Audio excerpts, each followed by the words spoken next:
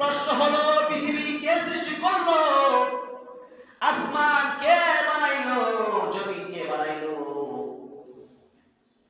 লৌহ কলম কে সৃষ্টি করলো, এত বড় সাগর কে সৃষ্টি করলো? কোন নাস্তিক যদি একবার চিন্তা করে এত বড় সাগর যার কোনো কুল নাই কিনারা নাই কে সৃষ্টি করলো, যদি সে চিন্তা করে তখন অবশ্যই কোনো সেই মুশরিক হতে পারে না, মুনাফিক হতে পারে না, সে কখনো নাস্তিক হতে পারে না।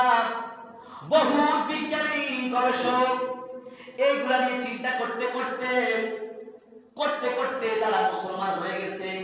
নিশ্চয়ই নিশ্চয়ই এই পৃথিবীটা চালানোর পেছনে অবশ্যই কেউ না কেউ আছে।